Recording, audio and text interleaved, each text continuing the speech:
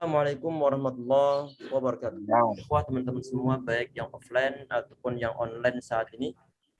Insya Allah kembali kita lanjutkan kajian kitab sifat surat Nabi. Semoga yang akan kita bahas dalam pertemuan kita kali ini diberkahi oleh Allah Subhanahu wa taala, diberikan manfaat oleh Allah Subhanahu wa taala insyaallah amin ya rabbal alamin. Insyaallah ya ikhwah dan juga akhwat sekalian, yang kita bahas untuk malam ini adalah tentang al-qunut an-nazilah. Salam. Bismillahirrahmanirrahim. Qala musannif rahimahullah wa nafa'ana bihi wa bi mufdaraini amin. Al-qunut fi salawatil khamsi lin-nazilah. Qunut di dalam salat 5 waktu untuk nazilah. Artinya ya ikhwah, nazilah di sini maksudnya adalah doa yang dipanjatkan kepada Allah Subhanahu wa taala di dalam qunut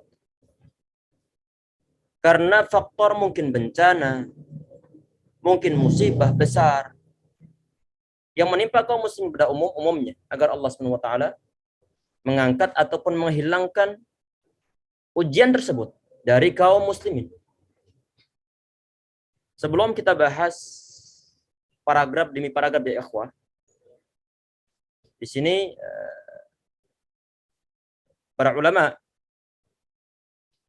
berbeda pendapat dari segi apakah qunut nazilah ini diperuntukkan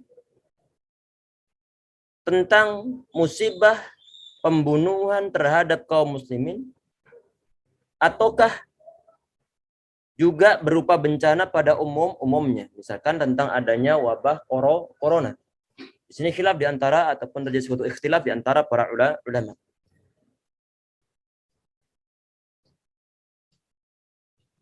Tentang qunut nazilah, hukumnya bagaimana di sini? Hukumnya adalah sunnah. Di saat terjadi suatu bencana ataupun di saat terjadi suatu wabah misalnya. Kata Syekhul Islam Ibnu Taimiyah, beliau mengatakan bahwa al-qunut masnunun indan nawazil. Jadi qunut maksudnya di sini adalah qunut nazilah, itu disunnahkan indan nawazil, di saat terjadi suatu hal yang buruk terhadap kaum muslimin, bencana atau musibah ataupun yang lain sebagainya. Kata beliau di sini ini adalah hadzal qaul huwallazi alaihi fuqaha'u ahlul hadis. Qaul ini atau pendapat ini adalah pendapat dari mayoritas ulama-ulama ahli hadis, wa wal ma'thur anil khulafir rasyidin. Dan inilah yang dinukilkan dari para khulafur rasyidun.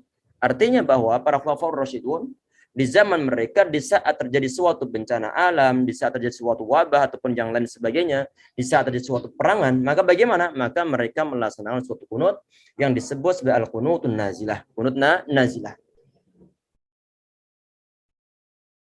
Sampai kapan kira-kira ini? Ini sebelum kita bahas tentang masalah kitab yang dituliskan Syekh Al-Imam Al-Albani rahimahullah, sampai Allah Subhanahu wa taala menghilangkan bencana tersebut ataupun sampai selesai hal yang membahayakan kaum muslimin. Al-Imam Al-Mawardi rahimahullah dalam kitab Al-Hawi Al-Kabir, beliau mengatakan wa kadzalika in nuzilat bil muslimina nazilah. Begitupun di sini qunut nazilah itu diperuntukkan ataupun dilaksanakan di saat terjadi musibah atau bencana terhadap kaum muslimin. Fala ba'sa ayyaqnutal imam, maka enggak jadi masalah kalau seandainya seorang pemimpin ataupun seorang imam dalam salat yaitu melaksanakan suatu qunut fi sair salawat hatta yashifah Allah, sampai kemudian Allah Subhanahu wa taala menghilangkan bencana ataupun musibah tersebut. Artinya kalau seandainya diputuskan oleh suatu masjid untuk melaksanakan suatu qunut dalam rangka misalnya karena wabah corona kemarin, sampai 2 tahun, sampai 3 tahun, kalau seandainya diputuskan, udah pokoknya dalam masjid tersebut mengikuti pendapat. Semua mic mohon untuk dinonaktifkan ya ikhwah. Semua mic mohon untuk dinonaktifkan. Mungkin kelupaan. Allah yahfazkum. Misalkan dalam suatu masjid pengurusnya ini mengikuti pendapat bahwa kunut nazilah ini diperuntukkan untuk semua wabah penyakit, untuk semua bencana. Tidak hanya berkaitan tentang masa pembunuhan terhadap kaum muslimin. Kemudian mereka melaksanakan suatu kunut nazilah yang mereka laksanakan di setiap sholat 5 waktu. Di rakaat yang terakhir kemudian mereka melaksanakan suatu kunut. Sampai kapan nih mereka kunutnya? Adalah sampai wabah corona hilang. Sampai wabah corona hilang. Tidak cukup sebulan ataupun dua bulan. Kemudian kalau seandainya mereka berhujjah Nabi Muhammad SAW, itu mereka beliau kunutnya adalah paling lama kunut nazilah ini beliau laksanakan adalah dalam masa 1 bulan. Di saat beliau berdoa terhadap orang-orang yang telah membunuh 70 orang para sahabat ataupun yang telah mengkhianati Nabi Muhammad SAW. Nanti insya Allah kita kisahkan kisahnya mungkin di sebagian pembahasan dalam kitab-kitab ini. Nabi Muhammad beliau menghentikan kunut beliau ataupun di saat beliau mendoakan sebagian sahabat yang saat ditawan oleh orang-orang kafir Quraisy saat mereka mau berhijrah. Mereka ditawan oleh orang-orang kafir Quraisy di saat berada di Mekah.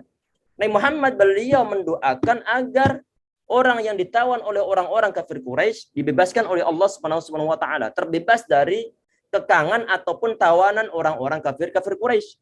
Nabi Muhammad beliau menghentikan kunut nazilah di saat berdoa untuk kemaslahatan orang yang ditawan ini. Sampai kapan? Sampai kemudian orang yang ditawan ini berhasil meloloskan diri. Kemudian beliau menghentikannya.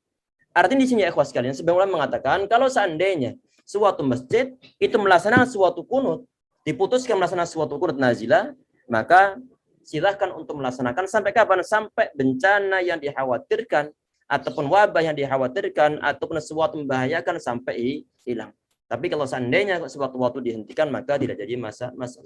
Intinya di sini ya ikhwas sekalian, masalah kunut nazilah sampai kapan itu adalah bersifat longgar. Intinya bahwa asalkan sesuatu yang didoakan tersebut selesai ataupun sudah mulai berkurang, maka diperbolehkan untuk menghentikannya. Itu poin yang kedua ya ikhwas sekalian. Tadi poin yang pertama tadi disunahkan untuk melaksanakan kunut nazilah di saat terjadi suatu bencana ataupun terjadi suatu pembunuhan besar-besaran terhadap kaum muslimin. Kemudian tadi ini kita sampaikan tentang sebagian sahabat yang ditawan oleh, kan begini.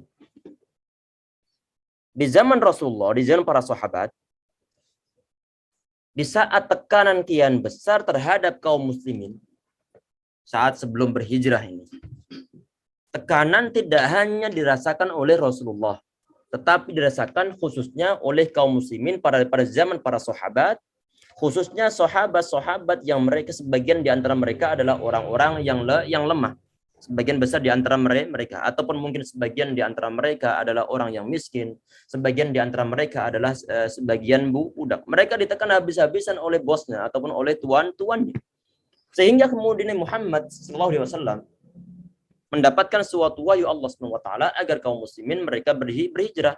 Di antara hijrah yang dilaksanakan oleh kaum muslimin itu adalah berhijrah ke Habasyah ataupun juga berhijrah ke Madinah. Ketahuan oleh orang-orang kafir Quraisy, sehingga bagaimana? Mereka ditekan, ini para sahabat ditekan, sehingga saat mereka ketahuan akan berhijrah akan langsung ditahan, kalau istilah zaman kita tahanan rumah, tidak boleh keluar dari Mekah, tidak boleh keluar dari Mekah. Padahal sebagian sahabat telah berhasil mereka berhijrah, tetapi sebagian sahabat yang lainnya termasuk nanti misalnya di sini adalah Ayyash bin Abi Rabi'ah dan juga Al-Walid bin Al-Walid, termasuk Salamah bin Hisham. Mereka bertiga ini masih tertawan di Madinah. Sehingga di Mekah, tertawan di Mekah. Kemudian dalam doanya Nabi Muhammad beliau berdoa, Allahumma anjil Walid bin Al-Walid wa najji Salamah bin Hisham wa najji Ayyash bin Abi Rabi'ah. Mendoakan tiga orang ini. Sampai kapan ini? Kemudian setelah ini kan yang bercerita ini kan sahabat Abu Hurairah. Kemudian setelah Nabi Muhammad beliau mendoakan dalam kunut nazilahnya, beberapa waktu ataupun beberapa kali atau beberapa hari, kemudian Muhammad beliau menghentikan doanya ataupun kunut nazilahnya. Kemudian sahabat Abu Hurairah bertanya kepada para sahabat, ini kenapa nih Muhammad beliau biasanya berdoa untuk kunut nazilah 5 waktu. Tahu-tahu kemudian beliau menghentikan kunut nazilahnya. Kemudian dibilang bahwa para sahabat yang 3 orang tadi itu, yang ditawan oleh orang-orang kafir Quraisy yang berada di Mekah, mereka telah datang. Artinya mereka telah berhasil meloloskan diri dari kungkungan orang-orang kafir Quraisy sampai datang ke Madinah. Setelah datang ke Madinah, Nabi Muhammad beliau menghentikan kunut nazilahnya. Artinya di sini ya ikhwas sekalian, sebagian tadi ulama mereka mengatakan bahwa kunut nazilah itu diadakan adalah dalam rangka suatu sebab bencana atau pembunuhan atau sesuatu membahayakan kaum muslimin.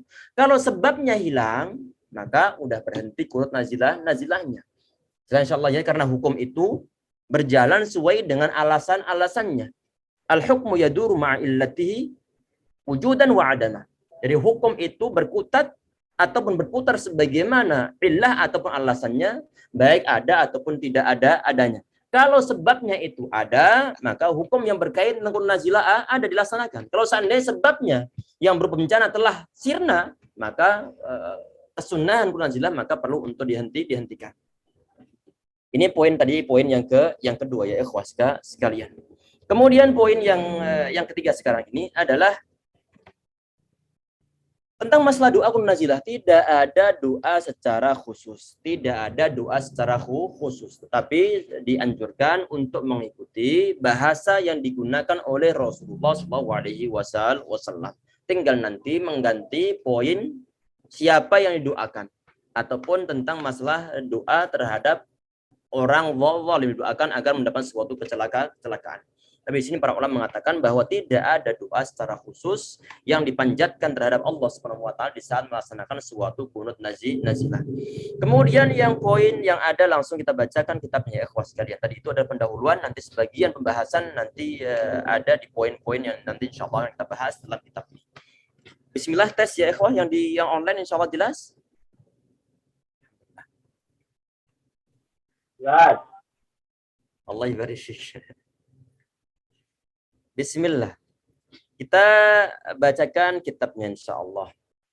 Wa kana sallallahu alaihi wasallam idza arada ay yad'uwa ala ahadin. Nabi Muhammad sallallahu alaihi wasallam di saat beliau ingin berdoa, perhatikan di sini ya ikhwas sekalian. Ini masalah bahasa Arab, penggunaan bahasa Arab. Ini ada kata yad'u ala ataupun da'a ala.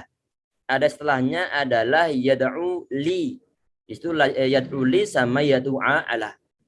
Untuk lafadz yad'u ataupun lafadz da'a menggunakan ala setelahnya, ini ada perbedaan di saat menggunakan yad'u kemudian diikuti oleh li. Yad'u li sama yad'u ala. Kalau yad'u ala ini adalah mendoakan jelek terhadap seorang. Misalnya ada suatu kata-kata begini, da'al mazlum ala zalim. Da'al mazlum ala zalim. Orang yang dizalimi dia mendoakan jelek terhadap orang yang menzalimi. Di sini menggunakan kata ala. Yad'u ala ataupun da'a ala. Sedangkan kalau yad'u li ahad artinya mendoakan kebaikan. Misalnya seorang tua misalkan dia mendoakan anaknya dalam kebaikan, maka nanti adalah yad'u al-abu li waladihi ataupun yad'u al-ummu li waladihi. Jadi seorang ibu ataupun seorang ayah mendoakan kebaikan untuk anak-anaknya. Ini menggunakan yad'u li ataupun da'a li. Jelas insyaallah ya. Kalau seandainya nggak ada ala, nggak ada li, bagaimana hanya da'a fulan Muhammadan misalnya. Maka artinya memanggil ini. Artinya adalah memanggil. Itu kalau tidak ada li ataupun tidak ada ala. Di sini yang beliau tuliskan di dalam kitab ini di awal paragraf, beliau mengatakan idza arada Nabi Muhammad sallallahu alaihi wasallam idza arada yad'u al ahad. Nabi Muhammad di saat beliau ingin mendoakan jelek terhadap seorang. Ini beliau sampai mendoakan jelek berarti kesalahan orang tersebut ataupun kaum tersebut sudah sangat besar. Ataupun keprihatinan Nabi Muhammad SAW ataupun kesedihan Nabi Muhammad SAW sangat besar sehingga beliau mendoakan kejelekan terhadap kecelakaan terhadap sebagian orang ataupun sebagian kabilah. Au yad'u li ahadin, ataupun Nabi Muhammad SAW mendoakan kebaikan untuk seorang. Seperti tadi itu yang telah kita sampaikan, sebagian ataupun 3 orang sahabat yang tertawan oleh orang-orang kafir Quraisy saat mereka mau berhijrah. Didoakan Nabi Muhammad SAW biar mereka terlepas dari bahaya tersebut. Kemudian di sini dinukilkan di sini qanata fi raq'atil akhirah ba'da ruku'. Jadi Nabi Muhammad Shallallahu alaihi wasallam di saat beliau melaksanakan suatu kunut, itu beliau melaksanakannya apakah di rakaat pertama, apakah rakaat yang kedua, rakaat yang ketiga, ataupun rakaat yang keempat, beliau melaksanakannya adalah di rakaat yang terakhir. Tadi kita sampaikan bahwa kunut nazilah itu disunahkan untuk dilaksanakan bukan di saat sebagian sholat saja. Tetapi kalau sudah diputuskan untuk melaksanakan kunut nazilah, maka sholat 5 waktu, baik zuhur, asar, maghrib, isya, sama subuh, maka perlu untuk melaksanakan suatu kunut nazilah. Di sini katakan bahwa beliau qanata fi raqatil akhirah. Nabi Muhammad beliau melaksanakan kunutnya ada di rakaat yang terakhir. Artinya kalau misalkan sholat maghrib, maka di rakaat yang ketiga. Kalau seandainya sholat isya, maka rakaat yang keempat. Begitupun zuhur sama asar. Kalau untuk kalau sholat subuh berarti di rakaat yang kedua. Ba'da ruku' dilaksanakan setelah ruku'. Berarti setelah Sami Allahu liman hamidah, kemudian baca Rabbana wa lakal hamd, kemudian langsung berdoa. Di sini ikhwah sekalian, di sini kemudian beliau nukilkan iza qala, yaitu Nabi Muhammad di saat beliau mengatakan Sami Allahu liman hamidah, berarti setelah ruku'. Setelah baca doa ruku', kemudian selesai baca doa ruku' ataupun zikir ruku', kemudian mengangkat ataupun bangun dari ruku' dan mengucapkan Sami Allahu liman hamidah. Kemudian berdoa Allahumma Rabbana lakal hamd, ataupun doa-doa i'tidal yang lain sebagainya. Setelah itu baru kemudian melaksanakan kunut nazilah.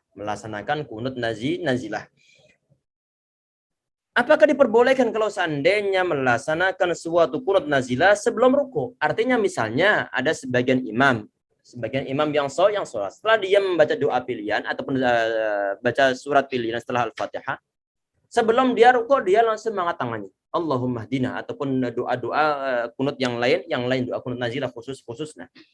Apakah diperbolehkan ataukah tidak? Yang afdal ya ikhwah sekalian dilaksanakan adalah setelah ruku. Tetapi kalau ditanya boleh ataukah tidak boleh, maka di sini para ulama berdasarkan suatu hadis bahwa sahabat Umar bin Khattab radhiyallahu anhu itu beliau berdoa untuk kunut nazilah itu dilaksanakan sebelum ruku. Ini berdasarkan riwayat Imam Al-Baihaqi rahimahullah. Dan termasuk di sini adalah Imam Al-Bukhari rahimahullah, beliau sampai membuat suatu babul qunuti qabla ruku' atau ba'da ruku' ataupun wa ba'dahu, yaitu bab kunut yang dilaksanakan sebelum ruku' ataupun setelah ruku'. Tetapi hadis-hadis yang berkaitan tentang kunut nazilah yang dilaksanakan setelah ruku' itu lebih banyak daripada sebelum ruku'. Kemudian yang berikutnya ya ikhwah sekalian, Allah yahfazkum. Wa kana yajharu bidu'aihi. Nabi Muhammad sallallahu alaihi wasallam di saat beliau melaksanakan suatu kunut nazilah, itu beliau bagaimana? Beliau menjaharkan bacaannya. Dijaharkan bacaannya. Kalau kunut nazilahnya itu di sholat zuhur sama sholat asar, yang biasanya sholat zuhur sama asar itu dilaksanakan secara sir ataupun bacaannya dipelankan, apakah untuk pelaksanaan kunut nazilah juga dikeraskan? Naam. Bacaan kunut nazilahnya dikeraskan. Kok tahu bagaimana? Tahu karena Muhammad SAW ini kan yang penukilannya di sini, ini penukilan para sahabat berdasarkan riwayat yang mereka terima dari Muhammad SAW ataupun berdasarkan suatu peristiwa yang didapatkan ataupun diketahui oleh para sahabat bahwa Nabi Muhammad beliau mengucapkan kata-kata ataupun doa-doa di saat kunut nazilah. Para sahabat tahu dari mana? Para sahabat tahunya adalah dari bacaan Rasulullah yang beliau baca secara jahar. Sehingga sebagian riwayat ya ikhwas sekalian rahimakumullah berdasarkan suatu riwayat dari sahabat Abu Hurairah radhiyallahu anhu, ini terdapat dalam Sahih Al-Bukhari. Di sana Muhammad beliau berkunut setelah beliau ruku', setelah beliau mengucapkan sami Allahu liman hamidah Allahumma rabbana lakal hamd, Beliau mendoakan 3 orang sahabat tadi itu. Di akhir doanya, beliau berdoa juga waj'alha sinina kasinini Yusuf. Jadi beliau mendoakan termasuk sebagian kabilah Mudhar saat itu beliau berdoa agar kabilah Mudhar yang zalim terhadap sebagian sahabat atau terhadap sebagian kaum muslimin didoakan agar mendapatkan atau mengalami masa paceklik sebagaimana masa-masa pada zaman Nabi Yusuf alaihi salam. Kemudian di akhir hadisnya sahabat Abu Hurairah beliau menceritakan yajharu bidzalika. Nabi Muhammad beliau menjaharkan doa beliau tersebut. Artinya bahwa kunut nazilah itu baik sholatnya dilaksanakan secara jahar ataupun sholatnya dilaksanakan secara sir, maka untuk kunut nazilah dibaca secara jahar. Dan insya Allah ya di sini ya, termasuk di sini ini adalah peristiwa yang terjadi terbunuhnya para sahabat yang berjumlah sampai 70 orang para qurra ahli Al-Quran, para hufad pada zaman sahabat. Ini juga sama yajharu bi fi shalawatul khams. Nabi Muhammad SAW beliau menjaharkan di salat 5 waktu. Sehingga di sini Al-Imam An-Nawawi rahimahullah berdasarkan hadis tersebut beliau mengatakan wa sahih wa shawab istihbabul jahl. Jadi yang benar ataupun yang disunahkan di sini adalah menjaharkan bacaan kunut nazilah berdasarkan riwayat tadi yang telah kita bacakan. Kemudian di sini Syekh Al-Albani rahimahullah beliau menukilkan wa yarfa'u yadayhi. Nabi Muhammad di saat beliau membaca kunut nazilah, beliau mengangkat kedua tangannya. Jadi di antara kesunahan dalam melaksanakan suatu kunut nazilah itu adalah mengangkat kedua tangan.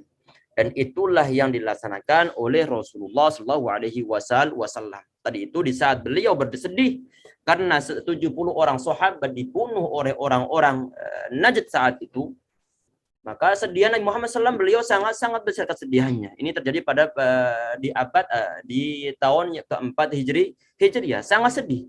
Sebelumnya terjadi peristiwa-peristiwa yang menyedihkan, termasuk pembunuhan puluhan sahabat ataupun mungkin sekitar 10 sahabat dibunuh dalam suatu peristiwa. Kemudian belum selesai ini peristiwanya. Kemudian ada kejadian bahwa ada sebagian orang yang datang dari Najd yang bernama Abu Barra. Didakwai agar dia masuk Islam, tetapi dia tidak mau masuk Islam. Kemudian dia ini menyarankan kepada Nabi Muhammad SAW agar apa? Agar beliau mengutus para sahabat pilihan agar penduduk Najd mereka masuk Islam. Nabi Muhammad beliau khawatir aslinya, beliau khawatir dan beliau sampaikan kepada Abu Barra ini ya, dia masih kafir dan dia belum masuk Islam, tapi dia menyarankan kepada Nabi Muhammad SAW ngasih imbauan silahkan kirim dai ke sana biar nanti orang-orang Najd mereka masuk Islam. Setelah sampai ke sana kemudian 70 orang ini dikhianati, mereka tidak diterima di sana bahkan sampai dibunuh semuanya. Dan mereka yang berjumlah 70 orang ini adalah orang-orang pilihan, orang-orang para ahli hafid Al-Quran, menghafal Al-Quran. Kalau disebut hafid di zaman tersebut ya ikhwas sekalian, artinya mereka itu hafal Al-Quran. Di samping mereka hafal Al-Quran, mereka mengamalkan isi kandungan Al-Quran yang telah mereka hafalkan. Sehingga jangan sampai heran kalau seandainya sebagian sahabat ada yang menghafalkan surat Al-Baqarah sampai 8 tahun lamanya. 8 tahun lamanya. Karena kenapa? Karena di samping mereka itu mempelajari masalah penghafalan Al-Quran, menghafalkan Al-Quran secara lafadznya, mereka juga memahami isinya, mereka kaji isinya, mereka tanyakan apa yang dimaksud dengan ayat yang mereka baca atau mereka hafalkan. Sehingga sampai bertahun-tahun menghafal Al-Quran. Yang diutus Nabi Muhammad untuk mendatangi penduduk Najd itu adalah orang-orang pilihan dari kalangan para hufadzul Quran di zaman Nabi Muhammad SAW. Artinya mereka itu adalah para ulama, dibunuh semuanya. Ada tersisa satu ataupun mungkin dua orang yang berhasil meloloskan diri ataupun tidak sengaja dia dibunuh oleh mereka. Sedihnya Nabi Muhammad SAW saat itu. Dan di saat beliau berdoa di sebagian periwayatan itu beliau berdoanya adalah sambil mengangkat kedua tangan beliau. Sambil mengangkat kedua tangan beliau. Sehingga di sini ya ikhwas sekalian berdasarkan hadis ini bahwa dalam hadis tersebut Nabi Muhammad SAW beliau berdoa rafa'iyatihi fada'a alaihim, Nabi Muhammad mengangkat dua tangannya sambil berdoa atas kejelekan orang-orang ataupun kabilah yang telah membunuh 70 orang ini. Mendoakan kejelekan terhadap mereka sambil mengangkat kedua tangan beliau di saat beliau melaksanakan suatu kunut nazilah. Di saat beliau melaksanakan suatu kunut nazilah. Dan ini juga yang dilaksanakan oleh para khulafaur rasyidun. Di saat mereka berdoa untuk kunut nazilah, mereka berdoa dengan jahar dan juga mengangkat kedua tangannya.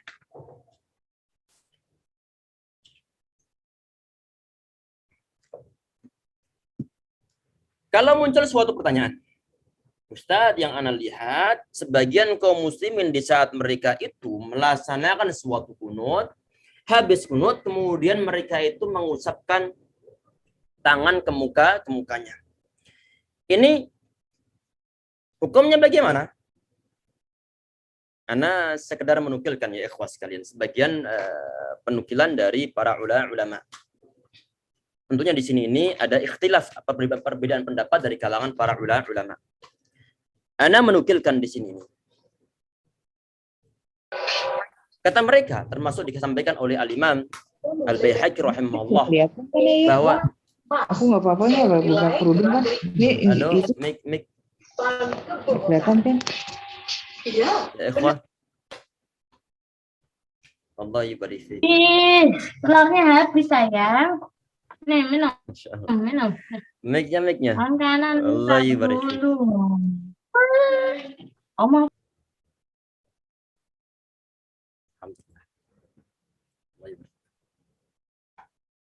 Al-Imam Al-Baihaqi rahimahullah di antara para ulama yang mengatakan bahwa la yusra'u masul wajhi ba'da du'al qunut.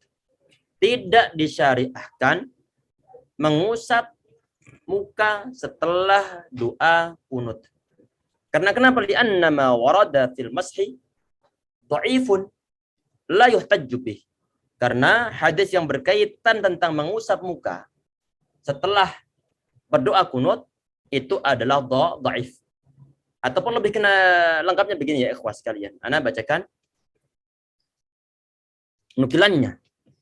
Al-Imam Al-Baihaqi rahimahullah, ini ana nukilkan dari kitab beliau Sunan Al-Baihaqi. Beliau mengatakan fa amma mashul yadaini bil wajhi indal faraq min ad-du'a falastu ahfadhu min ahadin min as-salaf fi du'a'il kunut. Kata beliau bahwa adapun mengusap muka atau mengusapkan kedua tangan pada muka di saat selesai melaksanakan suatu doa kunut falastu ahfadhuhu min ahadin minas salaf, maka aku tidak menghafalkan ataupun tidak mendapatkan periwayatan dari ulama-ulama salaf. Wa in kana yurwa an ba'di fi du'a'i kharij salah, walaupun toh telah diriwayatkan, telah ada suatu riwayat dari sebagian ulama tentang doa kemudian mengusap muka setelah berdoa, itu pun di luar solat, bukan di dalam solat. Wa qad ruwiya fihi an Nabi sallallahu alaihi wasallam haditsun fihi dha'f, telah diriwayatkan di dalamnya. Maksudnya di sini ada doa mengusap setelah doa kemudian mengusap muka, itu ada hadisnya. Cuma hadis ini tidak digunakan untuk di dalam solat, tetapi di luar solat. Tetapi ini hadisnya pun adalah hadis yang dhaif. Wa huwa musta'malun inda ba'dim kharijas shalah. Jadi hadis ini digunakan oleh sebagian ulama, digunakan untuk mempraktikkan ataupun dijadikan sebagai suatu dasar untuk mengusapkan tangan kepada wajah, itu pun adalah di luar salat. Wa amma fi sholati fa huwa amalun la yathbut bi khabarin sahih. Adapun mengusapkan tangan setelah berdoa di dalam solat itu tidak ada satu hadis sahih pun, dan juga wala atharun sabitun, dan juga atau wala atharin sabitin, dan juga tidak ada suatu athar atau periwayatan dari kalangan para sahabat atau para tabi'in. Tidak ada wala qiyas, dan juga tidak ada qiyas. Kata beliau fal ula alla yaf'alahu wa yaqtasira ala ma fa'alahu salaf radhiyallahu anhu. Maka lebih baiknya di sini ini adalah hal tersebut tidak dilaksanakan. Artinya mengusapkan tangan sehabis kunut ke muka itu jangan dilaksanakan kata beliau, dan cukuplah melaksanakan apa sebagaimana yang dilaksanakan oleh generasi ulama-ulama salaf min raf'il yadaini duna mashihima, yaitu di saat doa kunut hanya sekedar angkat tangan, setelah berdoa jangan diusapkan ke muka.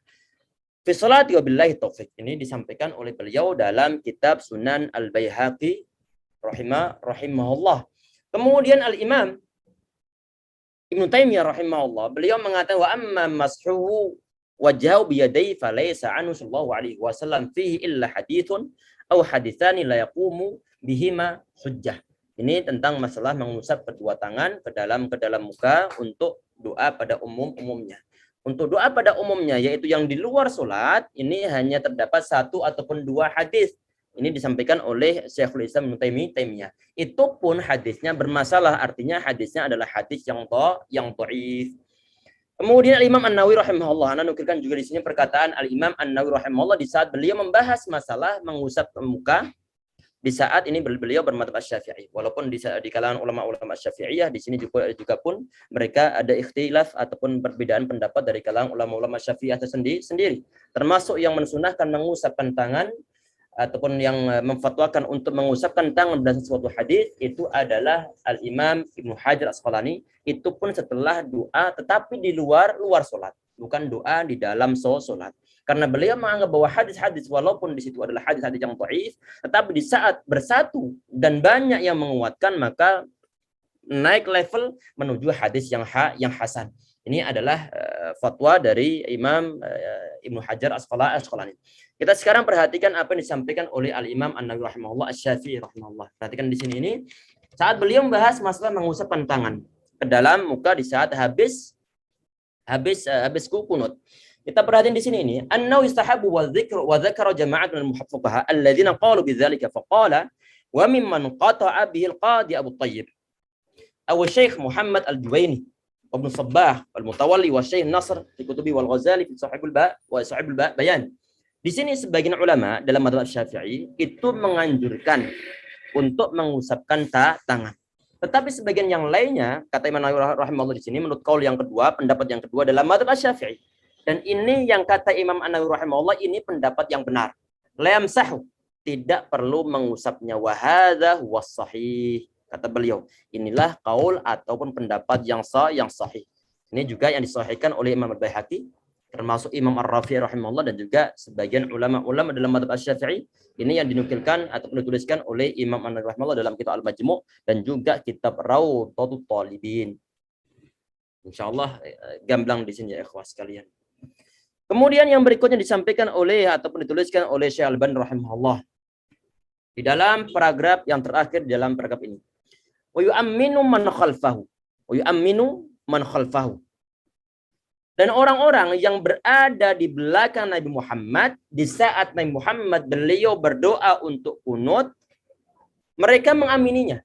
Nabi Muhammad beliau berdoa di saat kunut nazilah, para sahabat mengamininya. Dalam poin ini ya ikhwah sekalian, para ulama menyimpulkan di samping tadi itu, di samping hadis Nabi Muhammad yajharu bidzalika, berdoa dengan mengeraskan bacaannya, juga didasarkan pada hadis ini, yu'minu man khalfahu. Artinya di saat para sahabat itu mereka membaca amin, ini untuk doa-doa yang mereka dengar ataukah doa-doa yang tidak mereka dengar kira-kira? Doa-doa yang mereka dengar, artinya Muhammad di saat beliau kunut nazilah, itu beliau berdoa dengan mengeraskan suaranya. Sehingga disimpulkan oleh para ulama, di samping berdasarkan hadis tadi sebelumnya yang kita sampaikan, berdasarkan poin ini juga bahwa kesunahannya untuk kunut nazilah itu adalah dengan dikeraskan. Sehingga saat dengan dikeraskan di sini ini para sahabat mendengarnya. Saat para sahabat mendengarnya, kemudian orang-orang yang berada di belakang Nabi Muhammad mereka mengatakan amin. Mereka mengatakan amin. Di sini ya ikhwah sekalian, di sini kelengkapan hadisnya adalah ini Nabi Muhammad beliau berdoa atas kejelekan orang-orang Bani Sulaim yang membunuh para sahabat dan juga orang-orang Ri'lin dan juga Dzakwan dan juga Usayyah. Kemudian di akhirnya disebutkan di sana dalam riwayat Imam Ahmad dan juga Abu Dawud, yu'amminu man khalfahu. Dalam poin ini yu'amminu man khalfahu. Artinya para sahabat yaitu orang-orang yang berada di belakang Rasulullah, mereka yu'ammin, mereka membaca amin. Di sana Muhammad beliau mendoakan, kemudian para sahabat mengatakan amin. Dan ini juga yang difatwakan oleh Syekh Ibnu Utsaimin rahimahullah dalam syarah kitab Al-Mumti'. Jadi orang-orang yang di belakang imam, di saat imamnya berdoa untuk kunut nazilah, maka orang-orang yang di belakang imamnya, mereka mengatakan amin. Kemudian berikutnya ya ikhwah sekalian. Di halaman yang ke-106. Wa kana yaqnutu fi shalawatil khamsi kulliha. Nabi Muhammad beliau berkunut di dalam salat 5 waktu semuanya. Subuh, zuhur, asar, maghrib, isya. Di saat beliau melaksanakan kunut nazilah, maka 5 waktu beliau laksanakan. Apakah disunahkan untuk melaksanakan suatu kunut nazilah di saat melaksanakan suatu sholat-sholat yang sunnah? Di sini para ulama yang ketahui termasuk kesepakatan para ulama bahwa tidak disunahkan untuk melaksanakan suatu kunut nazilah di dalam sholat-sholat sunnah. Misalnya qobliyah kemudian dia kunut nggak ada. Duha kemudian dia kunut juga nggak ada. Dan tidak ada riwayat yang mengatakannya, sehingga di sini para ulama termasuk dinukilkan oleh Al-Imam An-Nawawi rahimahullah dalam kitab Al-Majmu' bahwa amma ghairul maktubati fala yaqnutu fi syai'in min huna. Jadi adapun selain salat-salat wajib maka tidak perlu ataupun tidak boleh berkunut di dalamnya. Qobliyah, ba'diyah tidak perlu berkunut untuk kunut nazilah, dan inilah pendapat dari mayoritas para ulama. Termasuk apa? Termasuk misalnya adalah di saat sholat Jumat. Apakah perlu kunut atau tidak? Di sini pendapat dari mayoritas ulama itu adalah tidak perlu kunut nazilah di saat sholat Jumat. Alasan mereka bagaimana? Alasannya adalah iktifaan bi khutbatil Jum'ah. Karena cukup kalau seandainya mau berdoa untuk kejelekan, orang-orang misalnya orang-orang Suriah, orang-orang Palestina dibantai oleh orang-orang Yahudi misalnya. Maka bagaimana kalau seandainya sebagian masjid di Indonesia berdoa untuk kunut, maka tidak perlu doa kunut nazilah di saat sholat Jumat secara khusus. Tetapi kalau seandainya mau berdoa adalah silahkan doakan, imamnya berdoa di saat khutbah yang kedua. Iktifaan di khutbatil Jum'ah, kata para ulama.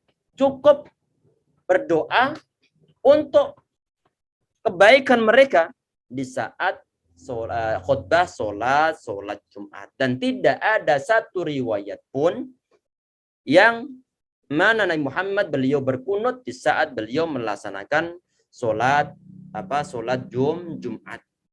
Ini yang dinukilkan oleh Al-Imam Ibn Abdul Bar dalam kitab Al-Istidhkar. Jadi tidak ada kunut untuk sholat Jumat. Walaupun toh biasanya untuk sholat zuhurnya pada kunut nazilah. Tapi untuk sholat Jumat tidak ada kunut nazilah. Sehingga kalau sebagian di antara kita ada yang menjadi seorang imam di saat sholat Jumat, maka tidak perlu kunut nazilah. Kalau mau mendoakan mereka, mendoakan kebaikan bagi kaum muslim yang dibantai ataupun yang lain sebagainya, mendoakan jelek terhadap orang yang membantainya, maka silakan doakan di saat khutbah sholat Jumatnya. Khususnya adalah untuk khutbah yang kedua. Kemudian di poin berikutnya ya ikhwah sekalian. Sudah? Belum? Belum ya? Belum ya? Ini perlu pasang alarm ya. Kalau tidak nanti kadang-kadang nggak dengar azannya karena rame terlewat. Kita tambah berapa poin insyaallah ya ikhwah sekalian. Lakinnahu kana la yaqnutu fiha illa idza da'a li qaumin aw da'a ala qaumin. Di sini disampaikan juga bahwa Nabi Muhammad SAW itu beliau tidak kunut di dalam sholat 5 waktu kecuali di saat beliau berdoa untuk kebaikan suatu kaum ataupun kebaikan sebagian orang ataupun mendoakan jelek terhadap sebagian kaum. Karena tadi itu saking mujrimnya, saking kelewatannya sebagian orang. Kemudian farubama qala, kadang-kadang Muhammad beliau berdoa di sini. Ini terjadi yang tadi itu 3 orang sahabat yang ditawan oleh orang-orang kafir Quraisy. Beliau mendoakan Allahumma anjil Walid bin al-Walid. Ya Allah, mohon kau selamatkan Al-Walid bin Walid. 3 orang sahabat tadi itu, termasuk di sini Wasallam bin Hisham dan juga Wa'iyas ibn Abi Rabi'ah. Allahumma shdud wat'ataka ala Mudar waj'alha sinina ka sinini Yusuf. Ini adalah potongan hadis dalam poin-poin ini. Jadi itu di antara doa nazilah yang dibaca oleh Rasulullah SAW. Allahumma al'an lihyan wa ri'lan wa zakwan wa usayyah asadillah wa rasulahu. Ini di antara doa beliau agar orang-orang lahyan dan juga ri'lan dan juga zakwan juga usayyah dilaknati oleh Allah Subhanahu wa taala. Tsumma kana yaqul, kemudian di sini ya ikhwas sekalian, Nabi Muhammad sallallahu alaihi wasallam beliau berdoa ataupun mengucapkan wa kana yaqul idza faragha minal qunut Allahu akbar fayasjud. Ini menggambarkan bagaimana ataupun hal yang dilaksanakan Nabi Muhammad setelah beliau merampungkan doanya. Beliau bagaimana? Beliau bertakbir, mengucapkan Allahu akbar, kemudian fayasjud. Kemudian beliau bersujud. Udah itu. Iya. Ini sebagai penutupnya insya Allah Ana sampaikan pertanyaan untuk yang online saja. Untuk yang online. Nanti yang bisa menjawab silahkan untuk angkat tangan. Kalau nanti berhasil menjawab dengan benar, insya Allah mendapatkan bonus dari panitia yang berupa kitabnya ataupun bukunya. Pertanyaannya adalah, dalam beberapa kesempatan kemarin kita telah sampaikan ada suatu istilah bahwa sebagian riwayat Nabi Muhammad SAW itu beliau di saat beliau bangkit dari sujudnya beliau mengepalkan tangannya. Itu istilahnya apa kemarin bahasanya? Silakan yang tahu ataupun bahasa Arabnya kemarin apa? Ada yang ingat ya ikhwah? Silakan yang online. Itu yang menggiling roti bahasa Indonesia. Kita skip dulu untuk pertanyaan ini. Kemudian yang pertanyaan berikutnya, ikhwas. Insya Allah ini mudah. Ada 4 tempat ataupun 4 kali kita disunahkan untuk mengangkat tangan. Silakan disebutkan semuanya. Silakan. Di saat sholat.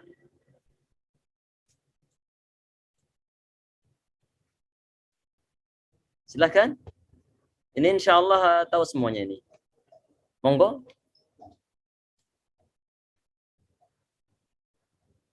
Halo ya ikhwah. Assalamualaikum. Pas. Qadarullah belum beruntung. Insya Allah kita lanjutkan nanti di pertemuan berikutnya. Jadi 4 tempat tersebut adalah di saat takbiratul ihram, kedua di saat sebelum rukuk, ketiga setelah rukuk, dan yang keempat adalah saat bangun dari rakaat yang kedua menuju rakaat yang ketiga. Allah yibarifikum. Cukup sekian insya Allah ya ikhwah yang kita bahas di pertemuan kita hari ini, dan sampai ketemu di pertemuan pekan depan. Jangan lupa nanti habis Isya kita kajian tajwid insya Allah. Subhanakallah bihamdika asyhadu an la ilaha illa anta astaghfiruka wa atubu ilaik. Assalamualaikum warahmatullahi wabarakatuh.